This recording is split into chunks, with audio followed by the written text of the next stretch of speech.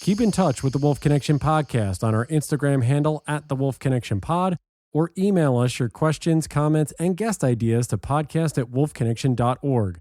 Thank you for your support, and howls to you all. Welcome to the Wolf Connection Podcast. I'm your host, John Kaufman.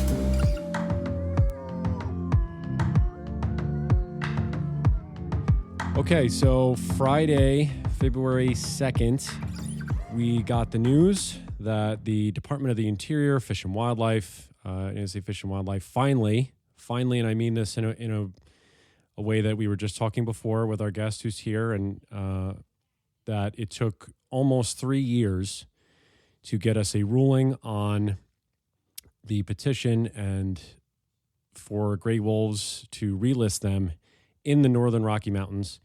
And the decision came back that they would not list them under the Endangered Species Act and give them those protections. And we are very excited and very grateful that Kim Bean from Wolves of the Rockies is here with Stephen and I. This was literally a text sent on Friday. We got this together. We will give this episode, those of you that are listening to this, we're going to release this earlier than we normally would because this is vitally important for everybody to hear this information and to get at least our thoughts. And we're really going to try and walk you through what this says and really go through the weeds of the verbiage here. So first off, Kim, again, thank you so much for being available. I know it's a Sunday, but so good to have you here. Besides the obvious, how are you doing otherwise? It's stressful, but I'm good. Thank you. Thank you for asking. Thanks for giving me a shout on Friday. I appreciate the ability to speak on this subject. You know, like you said, we've been waiting for 3 years to get a decision. And I think even though there's this part of us that just knows what was going to happen, in our heart, we had hoped that this administration would do the right thing. And they didn't. They did not do the right thing. And so here we are, still kind of trying to muddle through this, I guess, a couple of days later, figure it all out. Yeah, it's wild. Yeah. And I think so I'll just read the basic portion here. So just the summary portion, and we're going to go into this. Actually, John, real quick, before you do that, can I just absolutely, cut in really please quick, go ahead. Go ahead, Steve. Get in a roll before there was something that the Biden administration said or did at some point that that had everyone believing that he would do something differently about wolves. Yeah. Can you just fill everybody in on why it's been such a surprise for like the last year or two? Why he hasn't done anything? Why is that so surprising? I think it's interesting when Biden was first elected, or was it right before? Coyote Peterson, if you don't know who he is, he's kind of a teacher for kids, and he's an outdoor guy, and he's pretty neat. So look up Coyote Peterson. He did an interview with Biden. And he talked to him a little bit about the ESA and wolves and stuff like that. And Biden's words were his grandchildren came to him, and it was this heartfelt, just crushing, beautiful thing that we all were so excited that we had this new president who was actually going to finally do something for wolves. And it was something like his grandchild came to him and said, "Hey, Pop, they call him Pop, do you see they're killing wolves?" And, just this heartfelt. And when you hear Biden say it's to the heart. And, he said, "I promised my child that I was going to stop this. That wasn't going to happen." And so we've waited, and here we are 3 years into his presidency, and he has done nothing but continue to kill wolves. And so there was that in and of itself. And it's a really good, it's out there everywhere. You can find it under Coyote Peterson, and wolves. And I think that gave everybody hope. The environmental community brought President Biden into his seat, and he's done nothing for us since. So I think we kind of held on to a little hope that maybe he would do something through his grandchildren's eyes. And I guess even your grandchildren can be sold out.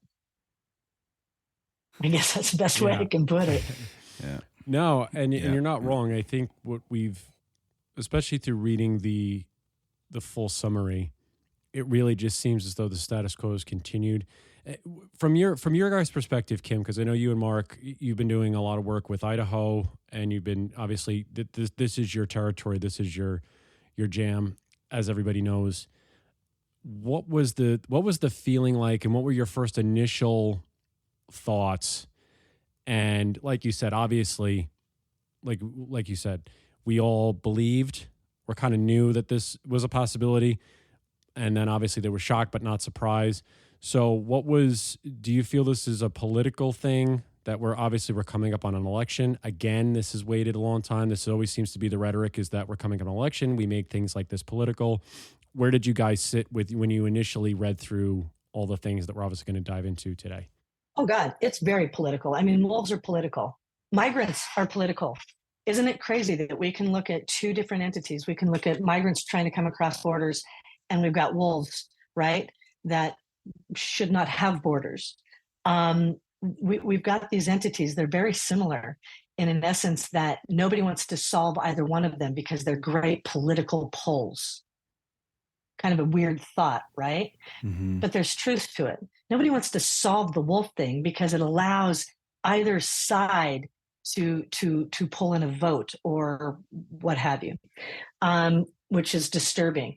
We've got John Tester that is up for re-election, right? That's a seat in the Senate. God forbid, and if we all remember, John Tester helped to create the rider that delisted wolves in these states. And due to that rider and due to John Tester, who also is a Democrat, these wolves are not like any other wolves, right? Montana, Idaho, Wyoming cannot be delisted by an act of a judge. It has to be an act of Congress or the Fed, that type of thing.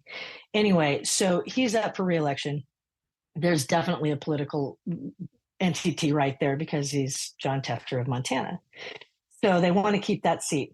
That's one thing. I think the other thing, bottom line, the Fed just doesn't want anything to do with the ESA anymore. This is a big ESA discussion, you know. I think that's a big thing. I also believe that if we look at the federal aspect of things, who owns our federal government? Big Ag. Let's call it what it is. The gun lobby. You know, we've got a multitude of things that are at play here, and all are political.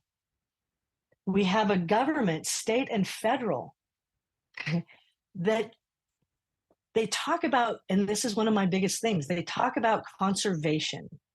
If you look at the word conservation right now, words that are in there are preservation, right? These are things that we talk about.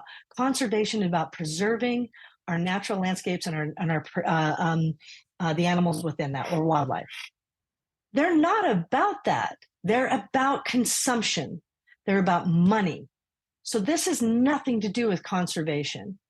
This has everything to do with money and political power and political stance. And so that's a very long-winded, as we all know I'm that way anyway, but that's a very long-winded statement, but that's exactly where we are. We're in a political stance that we cycle. Always seem to be with our wildlife. And it's disgusting because we're playing games with the future of our planet. And that may sound sensational to some people, but y'all, it's not. I'm not being sensationalistic. That is a fact.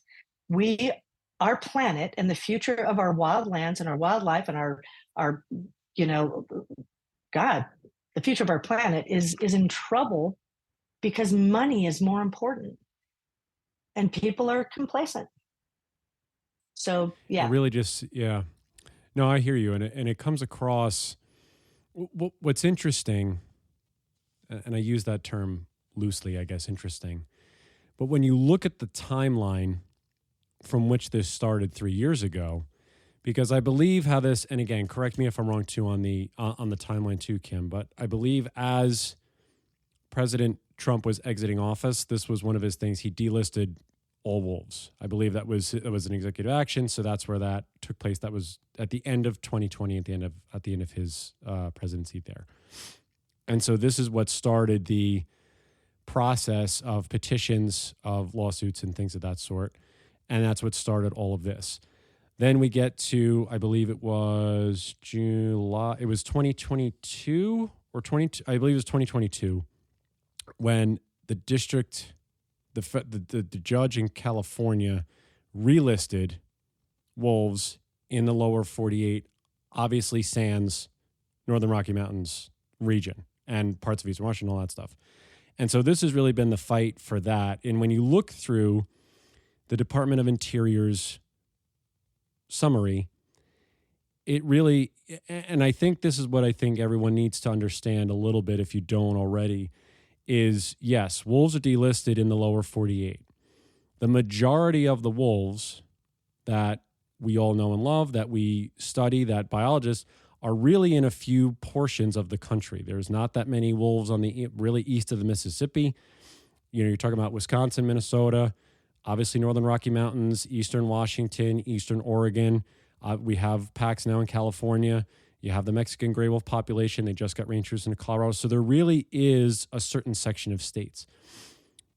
Why, I guess, rewind for us, for everybody who's listening too, just as a reminder, why were the Northern Rocky Mountains kept out initially anyway? Why are they considered this? It's a specialized place where they're immune from those types of listings or rulings when stuff like this comes down? Because of John Tester and Sullivan out of Idaho got together back, it's been how many years now, and created a rider on the back of a bill that was going to be pushed through, right? I think it was a finance bill. And they created the rider thing that people do nowadays, where if you want to push something through, you shove it on the back of a bill that will get pushed, right? They learned that one and they utilized it. So that 11th hour bill that went, a finance bill that went through years ago, they shoved this wolf delisting rider on the back of this bill. And what it did is it said wolves in the Northern Rockies in Wyoming, in Montana, Idaho, and Wyoming at the time, would be delisted and cannot be relisted by a judge, right? So like the rest of the 48 states, right? This judge comes out and says, yeah, man, we've got an issue here. We're going to relist wolves until we can get this issue figured out in these Western states. However, these states right here in the West, we can't do anything with them. That's up to the Fed to make that happen. And so where we have the majority of our wolves, where we have the majority of the insane killing going on, Idaho, 365 days a year. You can trap, you can snare, you can hunt from the air. We're in a lawsuit there. We've got all these different things that they can utilize, right? All these tools in their toolbox. They can do that 365 days a year, and they don't know how many wolves they have. Montana, same scenario, right? They actually have hunting seasons. September 4th, usually the start, which is hunting season for archery, through March 15th. That's your hunting season. So they have these time frames. Wyoming's a little bit different, a little bit shorter in where they can shoot. However, 85% of the state of Wyoming, they can kill wolves. They call it vermin. So the predator area, which is 85% of the state, you can kill without a license. You can kill whatever you want in those areas and not even report it. So these states are just killing machines, the wild, wild west, the good old boys club, no offense to y'all, but you get my point. You know what I'm speaking of, where they can run them over with snow machines. They can run them over with off-road vehicles, literally run these animals over. It's not it's insane. So the states where crazy is exactly the states that are protected from this rider. So that's what stops these states from being a part of the that lovely judge who chose to relist the rest of the United States. These states can't be, and then parts of Washington and the upper Pacific Northwest. So, I mean, I'm just curious if some of these more aggressive policies or lack of regulation, I mean, we're sort of done away with, or we're made to be more familiar. They would be more like the hunting seasons of elk and deer. I mean, you can't just go out in the woods and run over deer with vehicles. That's not a thing. It's not a 365 day a year hunt. There's some pretty strict regulations on a lot of these hunted species, and the way that wolves are regulated in some of these states is just really strangely liberal, and it's just it's kind of a mess. I mean, if that weren't the case, let's say they were treated a bit more like every other hunted species, or at least the most hunted species, would we be having this issue with the ESA Act in the first place? I mean, would we still be having this conversation, or is it really about the way that wolves specifically are treated, and so we can't really trust that their populations will continue to grow? We can't really trust that they'll have success everywhere because of these kind of extreme viewpoints and these extreme policies. I mean, if they were different, would this be an issue still? Would we still be fighting for protections? Yeah, that's a really good question. It's a really good question, and I think it's a question that deserves going down that rabbit hole. Because do I think that would be a really good start, right? Is to get rid of this liberalization, because you're not out trapping elk, you're not out trapping deer or blah, blah, blah. It's just the predators that are persecuted. So right there, we have an issue, okay? Right. But there's other things involved that kind of change that dynamic versus ungulates, which are prey species. Wolves are very different. Coyotes are very different, okay? These canids are different in the way that they survive, the way that they live, their social structure. It's different. And when you disrupt that social structure, you can then create issues, right? That's when you start having problems with livestock, because you're going out and next thing you know, you're killing the alphas, the parents. Yeah. And the minute you kill the parents of these packs, now you've got, 5 months, 6 months, 7-month-old pups that are out there going, I still am not sure how to hunt correctly. And that slow elk over there, the cow, I'm hungry, right? Right. So we're changing social structure. So it's not as simple as just saying, yeah, let's change it. Everybody gets to hunt the same kind of a thing. Would that be a start? Absolutely. But if we don't take a look at social structure and we don't look at that aspect, we're creating problems that we're trying to diminish at this point. And wolves are just different in general on how, and coyotes, very similar in this aspect. They're very different in how they regulate. And so people get really pissed off when we talk about self-regulation, that we'll self-regulate.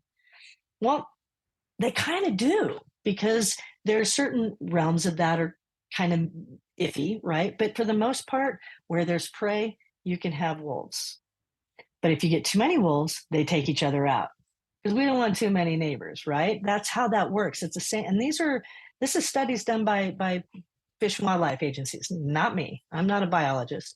So we just go off of their data. It's the same thing with coyotes. Leave coyotes alone in their packs, because the minute you disrupt that, more will move in and you're just going to have this overabundance. So it's just basic science that we're completely missing. So that's a really damn good question. Yeah, and I agree with that. I think it's weird how we regulate predator hunting, because I mean, even with certain species like geese, ducks, waterfowl, like they have a very specific thing going on.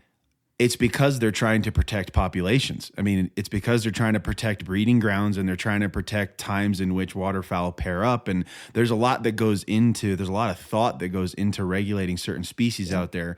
But it seems like with predators, that whole system of how science implicates regulations and policies has just gone out the window completely. It's like we're not thinking at all about how that particular species behaves, or kind of what their patterns are, what their behaviors are, how their family dynamics work. It's really bizarre. It's not a moneymaker. I mean, if you look at this, and this is the bottom line, this is how I see it. I'm watching it happen in Montana. You know, what's happening in Montana is very basic and very simple. We want to create, and when I say we, I mean they, humans in this area, want to create elk farms. Period. We want to be able to create elk farms so that we can make money. Well, if I, the human, the two-legged predator, have to compete with four-legged predators, even just for a percentage, forget it. I need a massive amount so that I can get that $50,000 guy as an outfitter, the guy who's going to pay me 50 grand to get that massive bull elk out of Yellowstone National Park. I don't want to have to compete. So wolves run animals around. They run ungulates. They keep them healthy. They keep them on the move. This is a continued problem that we continue to hear about.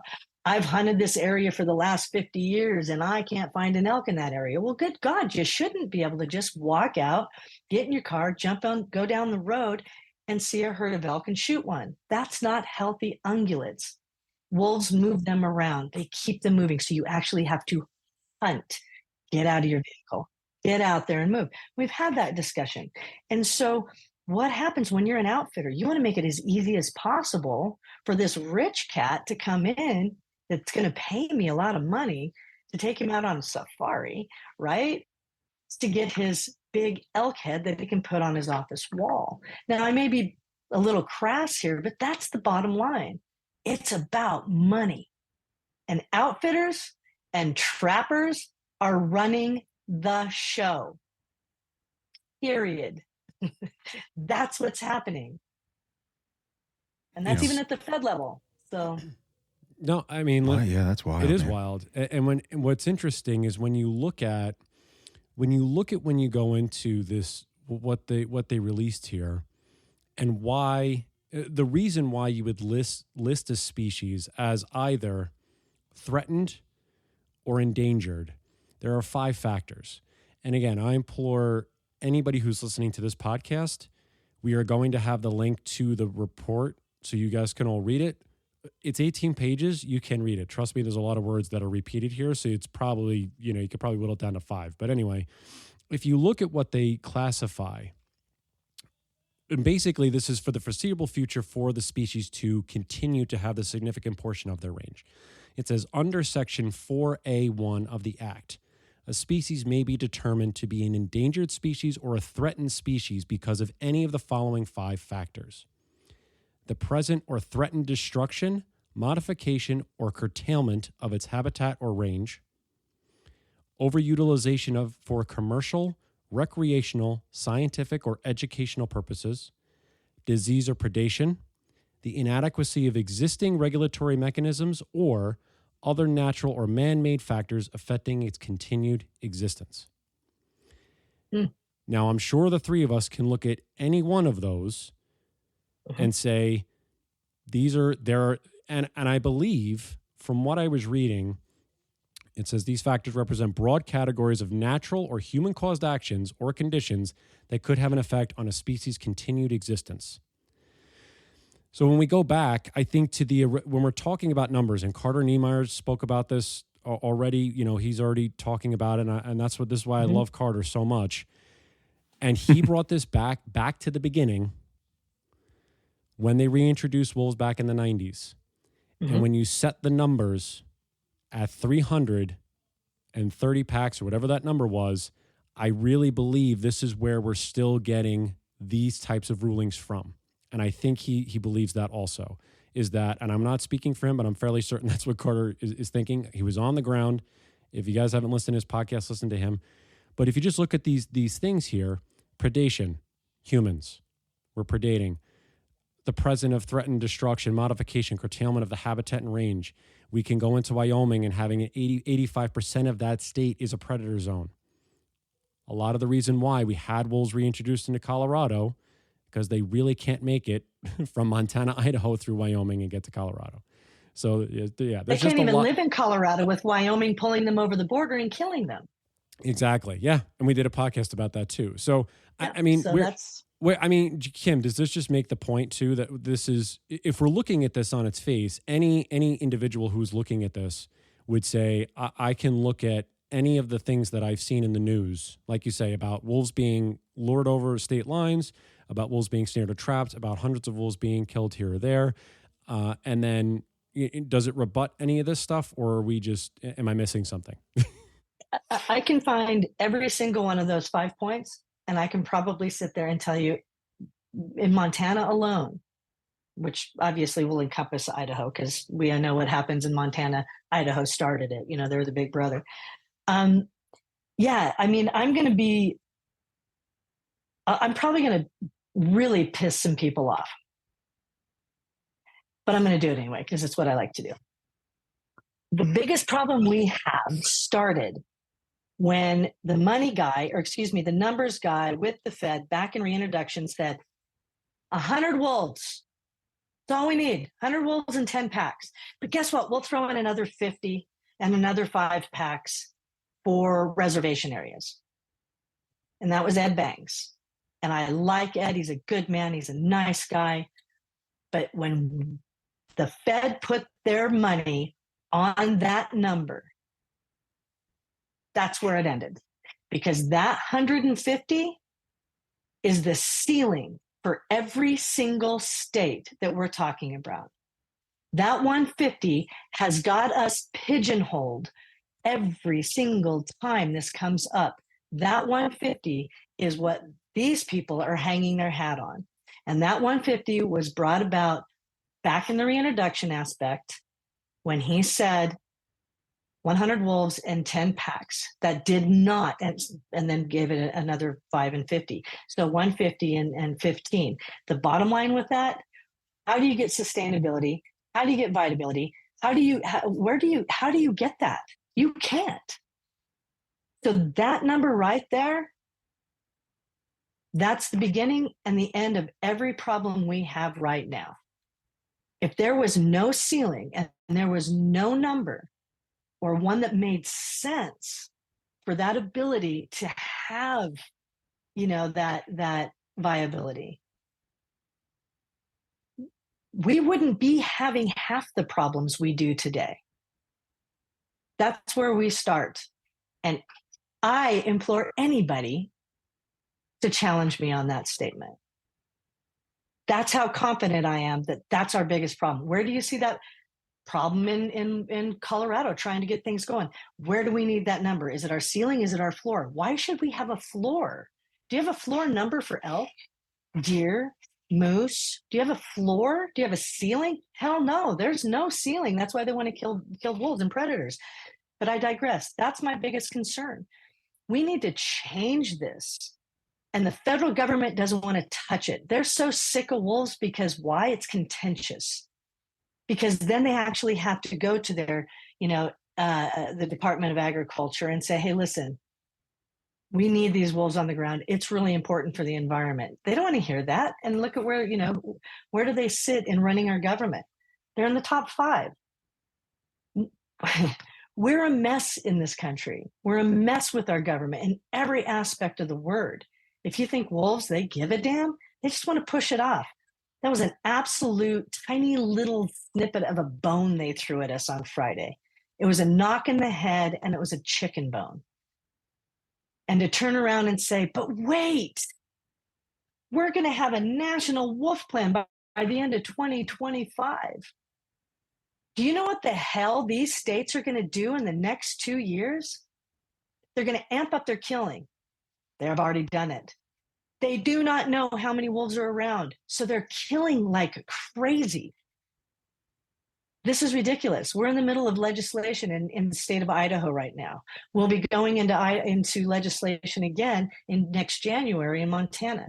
If you don't think for 1 second, these corrupt, and I will say it again, these corrupt state agencies are continuing to deceive and to do things to kill more predators for the sake of outfitters, trappers, and ag. We can't keep up with the amount of insanity that's going on. And trust me, we're trying. It's the Fed's no different. They're trying to shut the door on our wildlife. And we can't let them do that. And it's only going to get worse. But mark my words, what's going to happen in the next 2 years while they're sitting on their their hands, the wolf killing is going to just skyrocket because they're doing it now. They heard that and they're laughing. They're like, we got 2 years to play this game. Knock yourself out, Fed. Come on in, make a national wolf plan. What are you going to do? Reintroduce wolves again? Yeah, that's where I was going to go. Is what does that mean to you that they're saying first ever nationwide gray wolf recovery plan? I mean, is that? I laughed. I mean, what does that mean to you personally? Yeah, I laughed, and people who are hanging their hat as well. I'm a little miffed, as you can tell, because I found it just an absolute middle finger to the advocacy world who care about our wildlife and our wildlands.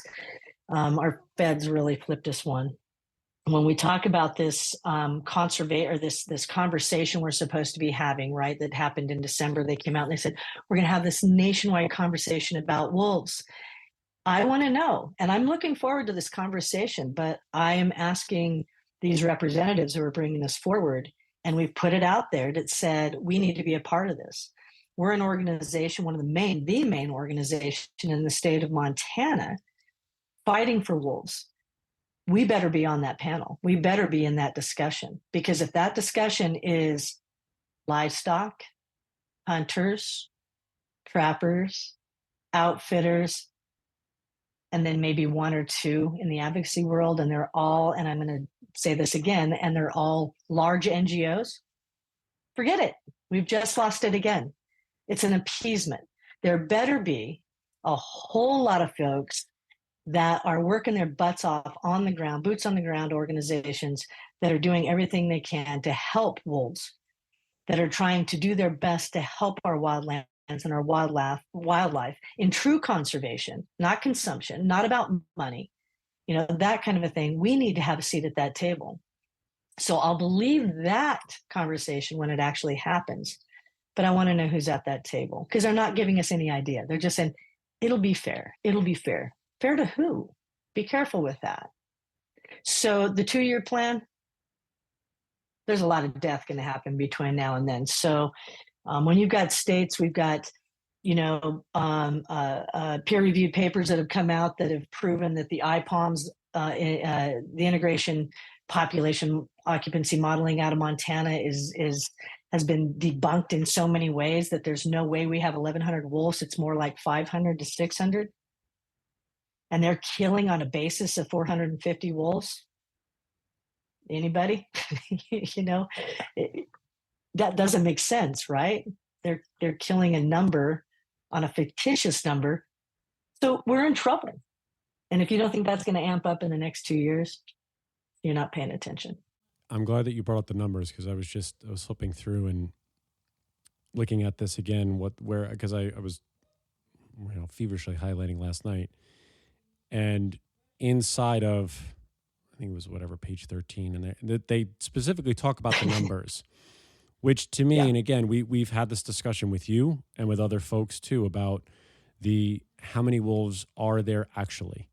And again, there really is we have a general idea. That doesn't mean we have, but I'll just read this little section here. It says, our analysis of the current condition of gray wolves in the western United States demonstrates that despite current levels of regulated harvest, lethal control, and episodic disease outbreaks, wolf abundance in the western United States has generally continued to increase, and occupied range has continued to expand since reintroduction in the 90s, with the exception of 3 years during which wolf abundance in the western metapopulation decreased slightly, disease of approximately 50 to 100 wolves.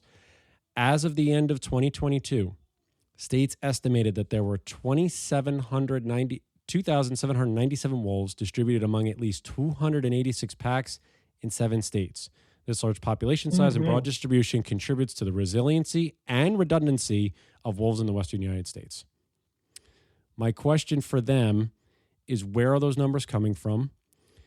And sidebar, and I want your thoughts too, Kim, does it seem, because to me it does just by reading this, is the overarching idea is that continued killing of this predator is certainly okay only because it is resilient, and that it will sustain its population for whatever may happen. And it does go into, because clearly they note that there is regulated harvest, lethal control, so they know this. They took all of this information from state agencies, from Fish and Wildlife, from scientific research, so it has been noted in the document.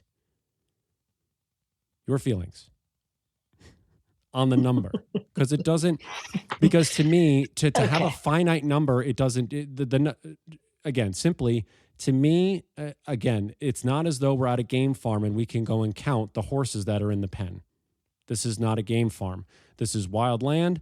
This is, listen, we've spoken to, many biologists. This is literally not an exact science. And so, yeah. So anyway, I want your thoughts too about the just about, their resilience. And that seems to be the reason why they are not listing them. Resilience. I hate the word, but yeah, wolves are resilient. I think we get hung up on the word resilient. So humans are resilient. My God, are we not resilient? I mean, one goes down, we bring in 5 more, right? It's the same concept, but we don't talk about the human animal in the same in the same way. When maybe we should take a look in the mirror sometimes, right? I mean, and recognize what we're doing to our landscape. That was just my shot and across the bow in some ways. But when I look at these numbers, the numbers that the Fed got are from the states that are absolutely corrupt in what they're doing. So let me just roll with this. 2 years in a row, Brian Wakeling, who is the large carnivore guy, right, at Montana Fish, Wildlife, and Parks, has stated on the record at the August meetings when deciding what the fate of wolves for the next season, he's even stated, plain and simple, yeah, we really don't know how many wolves we have. Hey, we don't know how many wolves we have, but we're going to tell the Fed we have this many. Which is it? Do you know how many wolves you have? Or you don't really know how many you have. You can't have it both ways. Is the Fed not looking beyond, knowing the amount of lawsuits that have been against, we'll just use Montana Fish, Wildlife, and Parks for their absolute wrongdoing in numerous ways? They're not doing anything. They're looking at data that's given to them. And they just ask for certain things, right? Here you go. Here it is. This is what we've chosen to come up with, right? They have the IPOM. Sarah Sells did an amazing job on what IPOM is. It is peer-reviewed, now complete. However, it is not meant for wolves. It is not meant for this type of thing. It is an ungulate system. It does not work the same for wolves, but they're utilizing it. I am not a biologist, so talk to somebody who's much better about that, than I am. I just know that it doesn't work for wolves. It's something to do with movement. It's too many variables. There's a multitude of issues. So the numbers alone are ridiculous that they went against that. Yes, wolves are resilient. Yes, numbers can increase and decrease, but the amount of harvest, the amount of killing that they have in these states is astronomical, that trying to bounce back is not okay.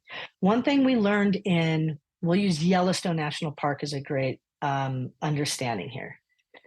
When they decided to take away the quota in Wolf Management Unit 313 2 years ago, and they allowed whatever killing they wanted, we lost 24 wolves, 19 of which were in that area. They said, but look at your numbers. Your wolf numbers are fine. Wolves bounce back. But what doesn't? Family structures. So now, once again, let's look at what we're screwing up. We're screwing up family structures. What happens with family structures now? We've now splintered a pack. We've killed off a pack. We've done all these things, right? All these things occur. And when you have splinters, you have issues. What's the number one thing we hear about? The fear from livestock industry. I'm afraid these wolves are going to kill my livestock. Well, stop splintering these family units. There's a multitude of things that they're not looking at. They are looking at these lives as numbers. They're numbers. I find that really, really disturbing that we are looking at family structures as simple numbers. So that's why the shot across the bow, it's not to be mean, it's not to be insightful, it's to say, do we look at the human life as numbers? That's a family structure. It is no different. One has 4 legs and they're a little bit more furry than the 2-legged, but we're talking about family structures. If you splinter a family, what happens with a family where, you kill mom dies, dad takes off, because that's what happens in a lot of times in wolf families, right? Dad doesn't know how to handle this. Now you've got this child that's going to grow up in what? In a weird space, in a bad place, and can probably go out and do bad things. It's no different in this. What are we doing wrong here? We're not looking at the social structure of this. Our Fed is looking at numbers and numbers only. And they're looking at this 150 wolves that began in the beginning, and they're comparing it to today. You got 2,000 some odd wolves in 3 states, 4 states, 5 states. It's just a number. They're not families. They're not looking at the overall aspect of it. This whole scenario, the 18 pages, is a crock that took them 3 years to try to come up with in a political year. No, not buying it. Sorry, just irritated. Are there government figures that you consider to be allies in this? Yeah, Arizona. I think that there sure are, and I can't say his name off the top of my head. I just lost it. It starts with a G. Grahala. He just spoke out 100% and said, "This is ridiculous. This is absolutely ridiculous that the Fed did this to these wolves. It's not okay. This is not based on science." And it's not based on science. And yet we have people saying, well, the science says, but you're not utilizing the data. You're not utilizing the science. And so, he's definitely one that spoke out right away. And, I think it's important that we reach out and we speak with these people that are talking. There's a Democratic candidate going against Gianforte, who Mr. Busey. He is going against Gianforte for the governor's seat. And he just put something out the other day that was absolutely amazing to me, where he was talking about he wouldn't allow if he were governor, he wouldn't allow Montana Fish, Wildlife, and Parks manage gophers because they're so messed up, along with the administration. So these are people that are speaking out and saying, we have big issues here and we need to address them with science. And nobody wants to hear about science, but we need to look at things in a multitude of ways. We hear social tolerance is now the big problem in these states. We have to talk about social tolerance. They just did a study. The majority of Montanans want wolves on the landscape. Whoop, screwed that one up, didn't it? I saw that. So anyway, it down that rabbit hole again. But yeah, the numbers are a crock, John. They're not truthful. It's just data on a page that they came up with based on a system that is not a good, accurate counter, or even somewhat accurate counter for wolves. Yeah, was it Gabe Vasquez?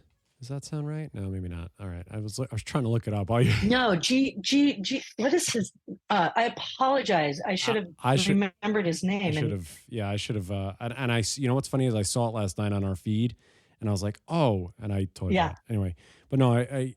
Yeah, somebody will yell at me for it here later, but my brain is.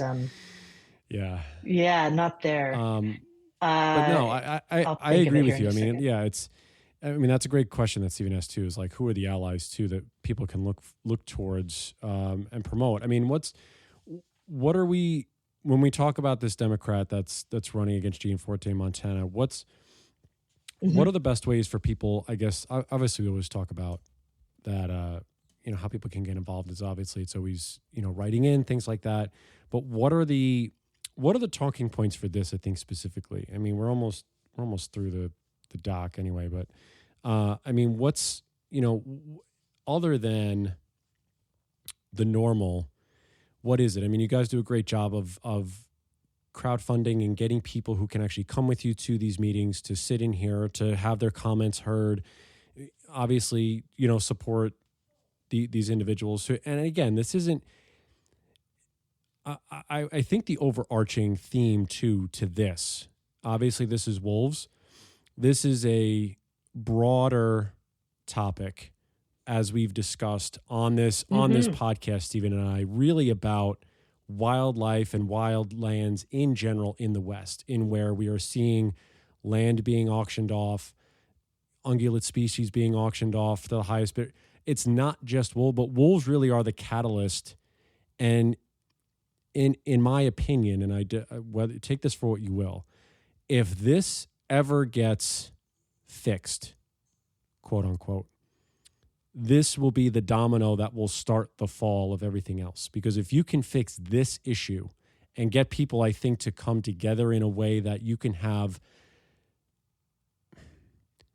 competent, balanced management, reintroduction, and in a way, like you say, dealing with these animals as a family structure and understanding the impacts of those structures when they are fractured, that will give you a whole other insight into these other predators also. Because we talk about lions, we talk about bears, they are the next ones on the list.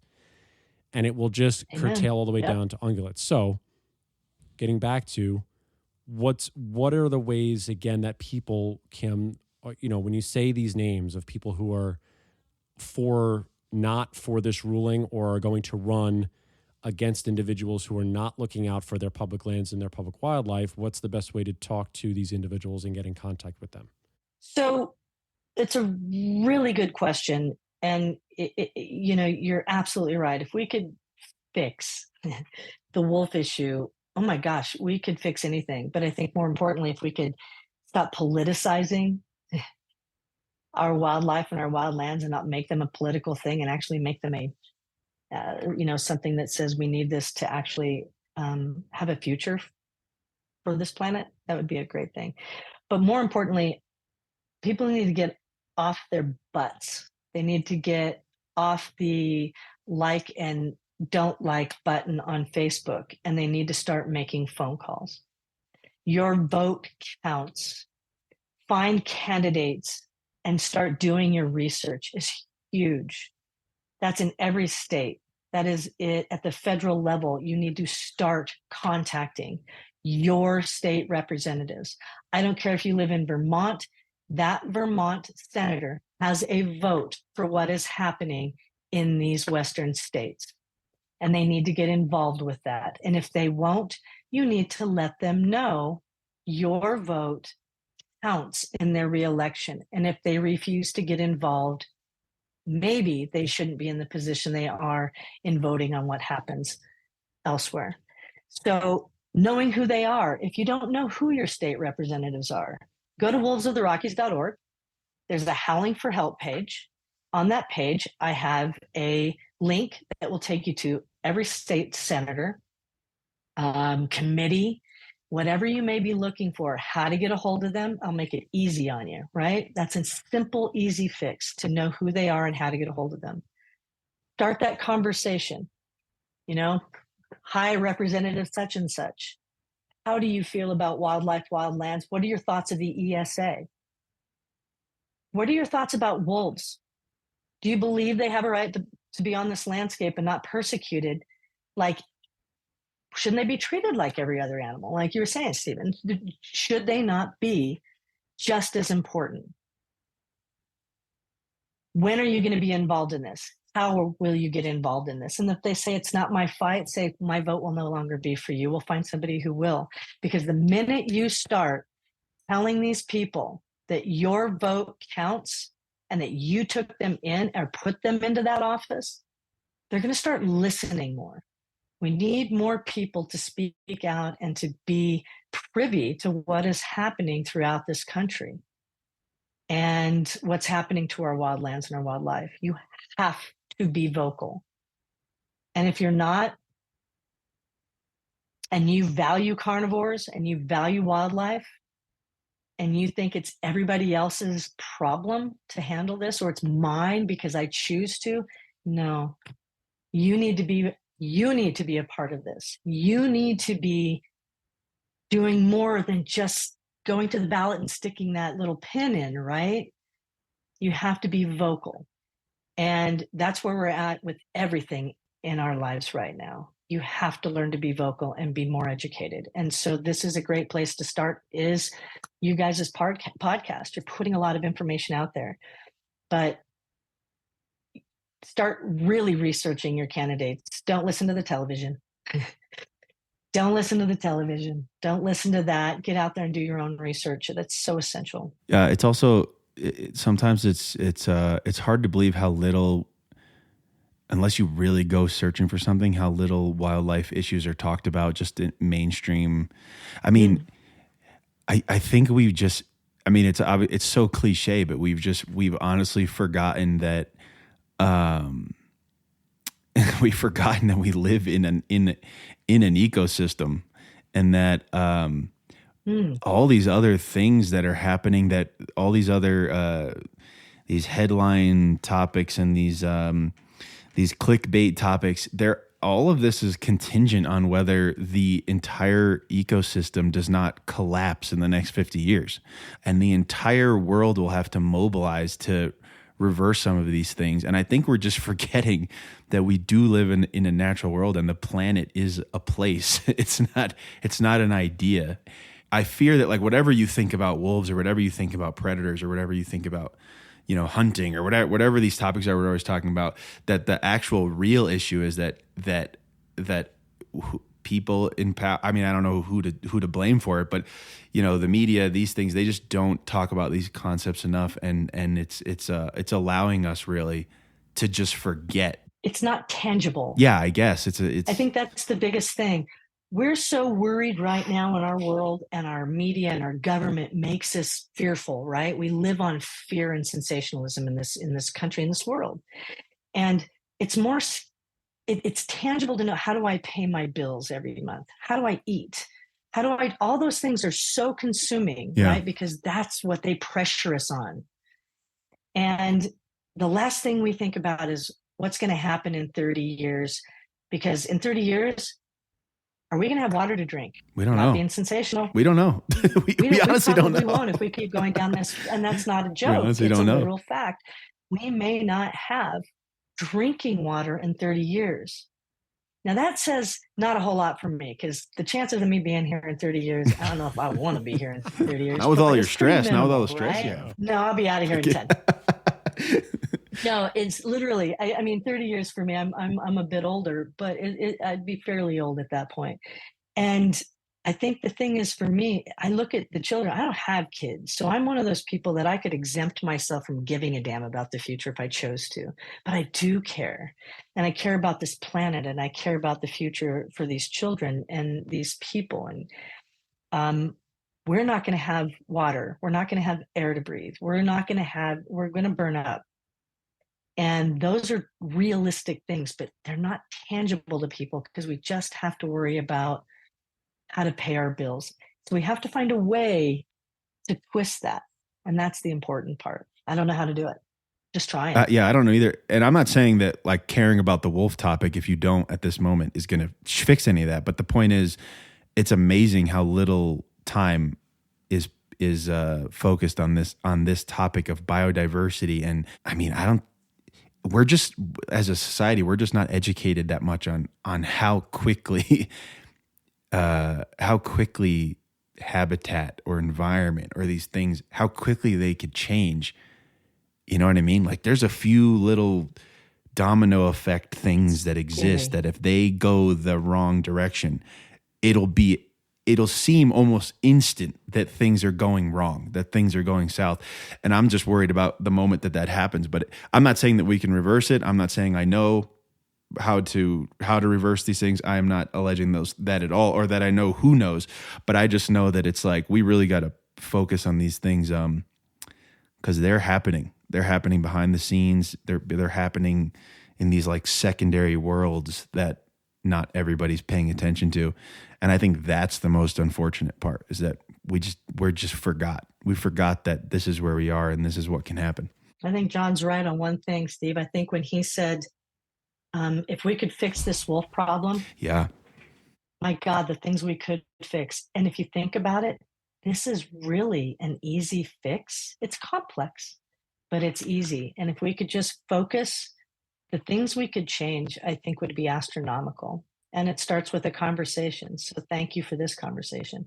Yeah, and John's 100% right too, and that's part of the reason we got into this conversation in the first place. Is we knew that when we started this, that this wolf thing it's about wolves, obviously, but it's about something else. It's about like place for conversation. It's about focusing on the ecosystems and biodiversity and all these other things. And if we could affect this a little bit, maybe that would be meaningful in the places that really need to be affected. I mean, they are the catalyst. And I love by the way, I just love sitting back and hearing, like you and Kim talk. Like this is what the best part for me sometimes is, just to listen to other people talk and share their thoughts. And, I've always said this about Stephen and about you too, Kim, is that you guys always bring something so wonderful to the conversation. It's so different, and it's such a great perspective. And that's the best part for, I think, I don't know, Steve, if you feel this way, but just 100%. Hearing other things come through the conversation. And this, then, like you said, Kim, this is the driver for it. And this is the conversation is just in general is lost. And I won't go down the rabbit hole, but this is the wolf, the wolf, whether I think people like it or not, is the catalyst. And it didn't, and I always say this, and it's not fair to the wolf, because it's not. This is an animal just like every other animal that literally wants to eat, have pups, and live its life for however long that life may be, whether it's 4 or 5 years, 10 years in some cases, 1 year in some cases. They just want to live their life.